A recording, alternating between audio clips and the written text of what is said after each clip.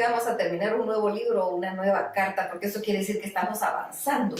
Y el día de hoy vamos a terminar de leer la primera carta del apóstol Pablo a la iglesia de Corinto. Vamos a leer los capítulos del 14 al 16. Dice así 1 Corintios capítulo 14. Procuren amar con sinceridad y pídanle al Espíritu Santo que los capacite de manera especial para hablar de parte de Dios. Cuando ustedes hablan en un idioma extraño, se ayudan solo ustedes mismos. Dios los entiende porque hablan de verdades secretas que solo el Espíritu Santo conoce. Pero aparte de él, nadie más sabe lo que ustedes dicen. En cambio, cuando Dios les ordena hablar de su parte, la gente sí los entiende.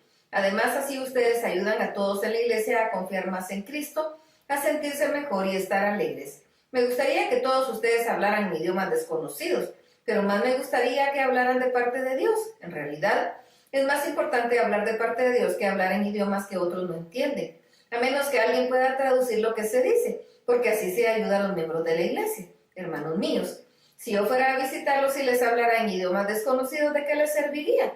Solamente los ayudaría si les diera a conocer algo desconocido, o si les diera algún conocimiento, o si les comunicara algún mensaje de parte de Dios o alguna enseñanza. Si todos los instrumentos musicales tuvieran el mismo sonido, ¿cómo podría distinguirse una flauta de un arpa? Si en una guerra nadie pudiera distinguir el sonido de la trompeta que anuncia la batalla, ninguno se prepararía para combatir. Algo así pasa cuando ustedes hablan en idiomas desconocidos. Si nadie entiende lo que significa, es como si estuvieran hablándole al aire. En el mundo hay muchos idiomas y en todos ellos se puede decir cosas que tienen sentido. Pero si alguien me habla y yo no entiendo lo que dice, esa persona pensará que soy un extranjero. Lo mismo pensé yo si una persona no me entiende a mí. Por eso, ya que desean que las capacidades que da el Espíritu, traten de tener aquellas que ayudan a todos de la iglesia. Por lo tanto, cuando ustedes hablen en idiomas desconocidos, deben pedirle a Dios que les dé la capacidad de explicar lo que están diciendo. Por ejemplo, si yo oro en un idioma desconocido, el que ora en mi espíritu, porque yo no entiendo lo que digo. ¿Qué debo hacer entonces? Pues orar y cantar con el espíritu, pero también orar y cantar con mi entendimiento. Porque si tú das gracias a Dios con tu entendimiento y te escucha algún extraño, no podrá unirse a tu oración si no entiende lo que dices, y no podrá hacerlo porque no habrá comprendido nada. Tu oración podrá ser muy buena, pero no estás ayudando a nadie. Yo le doy gracias a Dios de que hablo idiomas desconocidos más que todos ustedes. Sin embargo, cuando estoy en la iglesia prefiero decir 5 palabras que se entiendan y que ayuden a otros, más que decir 10,000 palabras en un idioma que nadie entiende. Hermanos en Cristo, sean inocentes como niños, pero no piensen como niños, piensen como personas maduras. Dios dice en la Biblia, le hablaré a este pueblo por medio de extranjeros y en idiomas desconocidos, pero ni así me harán caso. Por lo tanto, hablar idiomas desconocidos podrá probarles algo a los no cristianos, pero para los cristianos esos idiomas no prueban nada. En cambio, los mensajes de parte de Dios son para los cristianos, no para los que no creen en Dios. Supongamos que todos los de la iglesia se reúnen y comienzan a hablar en idiomas desconocidos. Si en ese momento entra gente de afuera o llegan algunos que no creen en Cristo, van a pensar que ustedes están locos. Pero si todos ustedes hablan de parte de Dios, esa gente se dará cuenta que es pecadora y le confiará a ustedes hasta sus pensamientos más secretos. Luego se arrodillarán delante de Dios, lo adorará y reconocerá que en verdad Dios está entre ustedes. Hermanos míos, cuando se reúnan, todo lo que hagan debe ayudar a los demás. Unos pueden cantar, otros pueden enseñar o comunicar lo que Dios les haya mostrado. Otros pueden hablar en idiomas desconocidos o traducir lo que se dice en esos idiomas. Si algunos hablan en idiomas desconocidos, que no sea más de 2 o 3 personas y que cada uno espere su turno para hablar. Además, alguien debe traducir lo que esté diciendo. Pero si no hay en la iglesia nadie que traduzca, entonces deben callarse o hablar solo para sí mismos y para Dios. Y si algunos hablan de parte de Dios, que sean solo 2 o 3 personas. Los demás deben prestar atención para ver si el mensaje es de parte de Dios o no. Pero si alguno de los que están sentados recibe un mensaje de Dios, el que está hablando debe callarse y dejar que la otra persona diga lo que tenga que decir. Así todos tendrán la oportunidad de anunciar un mensaje de Dios y todos los que escuchan podrán aprender y sentirse animados. La persona que hable de parte de Dios podrá decidir cuándo hablar y cuándo callar. porque a Dios no le gusta el desorden y el alboroto, sino la paz y el orden. Como es costumbre en nuestras iglesias, no se debe permitir que las mujeres hablen en las reuniones. La ley de Moisés dice que las mujeres deben aprender en silencio. Si quieren saber algo, que les pregunten a sus esposos cuando ya estén en su casa. Se ve mal que la mujer hable en la iglesia. Ustedes no inventaron el mensaje de Dios ni fueron los únicos que lo recibieron. Si alguien cree que puede hablar de parte de Dios o cree que obedece al Espíritu Santo en todo, debe reconocer que esto es lo que escribo, es una orden de Dios. Pero si no lo quiere reconocer, ustedes no deben prestarle atención. Mis queridos hermanos, ustedes deben procurar hablar de parte de Dios y no impidan que se hable en idiomas desconocidos, pero háganlo con todo de manera correcta y ordenada. 1 Corintios capítulo 15. Queridos hermanos, quiero recordarles la buena noticia que les di. Ustedes la recibieron con gusto y confiaron en ella. Si continúan confiando firmemente en esa buena noticia, serán salvos. Pero si no, de nada les servirá haberla aceptado.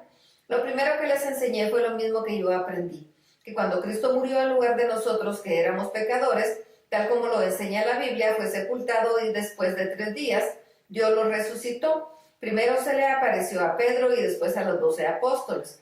Luego se les apareció a más de 500 de sus seguidores a la vez. Algunos de ellos todavía viven y otros ya murieron. Más tarde se apareció a Santiago y luego a otros apóstoles. Por último, se me apareció a mí, a pesar de que lo conocí mucho tiempo después que los otros apóstoles. Por eso me considero el menos importante de los apóstoles. Y ni siquiera merezco que la gente me llame así, pues le hice mucho daño a la iglesia de Dios. Sin embargo, Dios fue bueno conmigo. Y por eso soy apóstol. No desprecié el poder especial que me dio y trabajé más que los otros apóstoles, aunque en realidad todo lo hice gracias a ese poder especial de Dios.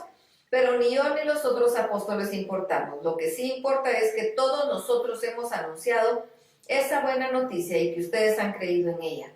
La buena noticia que anunciamos es que Dios resucitó a Cristo. Pero entonces, ¿cómo es que algunos de ustedes dicen que los maestros muertos no resucitan? Porque si los muertos no resucitan, entonces Cristo tampoco resucitó. Y si Cristo no resucitó, esa buena noticia que anunciamos no sirve para nada. Y de nada sirve tampoco que ustedes crean en Cristo. Si fuera cierto que los muertos no resucitan, nosotros estaríamos diciendo una mentira acerca de Dios, pues afirmamos que Él resucitó a Cristo. Si en realidad los muertos no resucitan, entonces tampoco Cristo resucitó. Y si Cristo no resucitó, de nada sirve que ustedes crean en Él, pues sus pecados aún no habrán sido perdonados. Y los que antes creyeron en Cristo y murieron están totalmente perdidos. Si nuestra esperanza es que Cristo nos ayuda solamente en esta vida, no hay nadie más digno de lástima que nosotros. Sin embargo, Cristo resucitó. Esto nos enseña que también resucitarán los que murieron. Por el pecado de Adán, todos fuimos castigados con la muerte.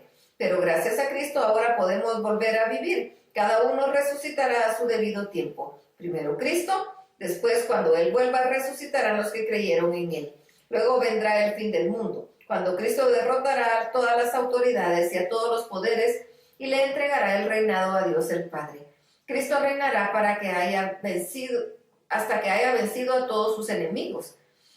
El último enemigo que Cristo vencerá es la muerte. Cuando la Biblia dice, Dios puso todo bajo su dominio, la palabra todo no incluye a Dios, porque es Dios quien puso bajo toda autoridad de Cristo. Y cuando esté bajo el dominio del Hijo, Él mismo se podrá bajo la autoridad de Dios, y así Dios estará sobre todas las cosas, pues Él es quien puso todo bajo el dominio de Cristo. Algunos se bautizan en lugar de alguien que ya ha muerto y piensan que así lo salvarán. Pero si en verdad los muertos no vuelven a vivir, ¿para qué bautizarse? ¿Y para qué poner en peligro nuestra vida en todo momento? Ustedes bien saben que todos los días estoy en peligro de muerte. Esto es tan cierto como la satisfacción que tengo de que ustedes creen en Cristo. En Éfeso luché con hombres que parecían fieras salvajes. Pero si en verdad que los muertos no vuelven a vivir, entonces ¿qué gané con eso? Mejor hagamos lo que algunos dicen, comamos y bebamos que mañana moriremos. No se dejen engañar. Bien dice el dicho que las malas amistades echan a perder las buenas costumbres. Piensen bien lo que hacen y no sigan desobedeciendo a Dios. Algunos de ustedes deberían sentir vergüenza de no conocerlo. Tal vez alguien me pregunte, ¿y cómo volverán los muertos a la vida? ¿Qué clase de cuerpo tendrán? ¿Qué preguntas más tontas? Para que una planta crezca, primero tiene que morir la semilla que fue sembrada. Lo que se siembra es una semilla de trigo o alguna otra cosa muy distinta de la planta que van a hacer. A cada semilla Dios le da el cuerpo que Él quiere darle. No todos los cuerpos son iguales. Los seres humanos tenemos una clase de cuerpo y los animales tienen otra clase. Lo mismo pasa con los pájaros y los peces. Hay también cuerpos que viven en el cielo y cuerpos que viven en la tierra. La belleza de los cuerpos del cielo no es como los cuerpos de la tierra. El brillo del sol no es como el de la luna y las estrellas, y aún cada una de las estrellas tiene un brillo distinto. Así pasará cuando los muertos vuelvan a la vida. Cuando alguien muere se entierra el cuerpo y ese cuerpo se vuelve feo y débil, pero cuando esa persona vuelva a la vida, su cuerpo será hermoso y fuerte y no volverá a morir. Se entierra el cuerpo físico, pero resucita un cuerpo espiritual. Así como hay cuerpo físico, hay también cuerpos espirituales. La Biblia dice que Dios hizo a Adán y que Adán fue el primer hombre con vida. Pero Cristo, a quien podemos llamar el último Adán, es un espíritu que da vida. Así que primero llegó a existir lo físico y luego lo espiritual. El primer hombre fue hecho del polvo de la tierra, el segundo hombre vino del cielo. Todos los que vivimos en esta tierra tenemos un cuerpo como el de Adán, que fue hecho de tierra. Todos los que viven en el cielo tienen un cuerpo como el de Cristo. Y así como nos parecemos al primer hombre que fue sacado de la tierra, así también nos parecemos a Cristo que es del cielo. Hermanos míos, lo que es de la sangre y de la carne no tiene cabida en el cielo de Dios que es eterno. Les voy a contar algo que Dios tenía en secreto. No todos moriremos, pero todos seremos transformados. En un abrir y cerrar de ojos cuando Cristo venga, se oirá el último toque de la trompeta y los muertos en Cristo volverán a vivir para no morir jamás. Y nosotros seremos transformados. Dios cambiará estos cuerpos nuestros que mueren y se destruyen por cuerpos que vivirán para siempre y que nunca serán destruidos. Cuando esto suceda, se cumplirá lo que dice la Biblia. La muerte ha sido destruida. ¿Dónde está ahora su victoria? ¿Dónde está su poder para herirnos? El pecado produce la muerte y existe porque hay una ley. Pero gracias a Dios podemos vencerlo por medio de nuestro Señor Jesucristo. Por eso, mis queridos hermanos, manténganse firmes y nunca dejen de trabajar más y más por el Señor Jesús. Y sepan que nada de lo que hacen para Dios es inútil. 1 Corintios capítulo 16. Ahora quiero hablarles acerca del dinero que van a dar para ayudar a los del pueblo de Dios en Jerusalén. Hagan lo mismo que les dije en las iglesias de la región de Galacia. Es decir, que cada domingo cada uno de ustedes debe apartar y guardar algo de dinero según lo que haya ganado. De ese modo no tendrán que recogerlo cuando yo vaya a verlos. Elijan a algunos hermanos para que lleven el dinero a Jerusalén. Cuando yo llegue los mandaré con el dinero que ustedes hayan dado y también con cartas para que los hermanos de la iglesia de Jerusalén los reciban bien. Si ustedes creen conveniente que yo también vaya, iré con ellos. Después de pasar por la región de Macedonia, iré a Corinto. Tal vez entonces me quede con ustedes algún tiempo, posiblemente todo el invierno. Así podrán ayudarme a pagar mi próximo viaje. No quiero visitarlos poco tiempo. Si el Señor me lo permite, espero estar un buen tiempo con ustedes. Me voy a quedar en la ciudad de Éfeso hasta la fiesta de Pentecostés. Aunque muchos ahí están en contra mía, tengo una buena oportunidad de servir a Dios y de obtener buenos resultados. Si Timoteo va a visitarlos, procuren que se sienta bien entre ustedes. Él trabaja para Dios, lo mismo que yo. No lo traten mal. Ayúdenlo a continuar su viaje con tranquilidad para que pueda venir a verme, pues lo estoy esperando junto con los otros hermanos de la iglesia. Muchas veces he tratado de que Apolo vaya a visitarlos junto con los otros hermanos de la iglesia, pero por el momento no ha querido hacerlo, pero lo hará en cuanto pueda. Manténganse siempre en estado de alerta, pero confiando en Cristo. Sean fuertes y valientes, y todo lo que hagan, háganlo con amor. Queridos hermanos, ustedes saben que Estefanas y su familia fueron los primeros en aceptar la buena noticia de la región de Acaya y que se ha dedicado a servir a los miembros de la iglesia. Yo les ruego que obedezcan a Estefanas y a todos los que trabajan y sirven a Dios como él lo hace. Me alegro de que hayan venido Estefanas, por Fortunato y Acaico. Estar con ellos fue como estar con ustedes. Me hicieron sentir muy bien, lo mismo que a ustedes. A personas como ellos, préstenles mucha atención. Las iglesias de la provincia de Asia les mandan saludos. También Aquila y Priscila les mandan cariñosos saludos en el nombre del Señor Jesús. Lo mismo que la iglesia que se reúne en su casa. Todos los hermanos de la iglesia les mandan saludos. Salúdense unos a otros con un beso de hermanos. Yo, Pablo, les escribo este saludo con mi propia mano. Si alguien no ama al Señor Jesucristo, que la maldición de Dios caiga sobre él. Yo, por mi parte, oro al Señor Jesucristo y le digo, ven, Señor nuestro, que el amor del Señor Jesús los acompañe siempre. Yo los amo a todos ustedes con el amor del Señor Jesús. Hasta aquí la lectura y terminamos esta primera carta del apóstol Pablo a la iglesia de Corinto. Que el Señor los bendiga.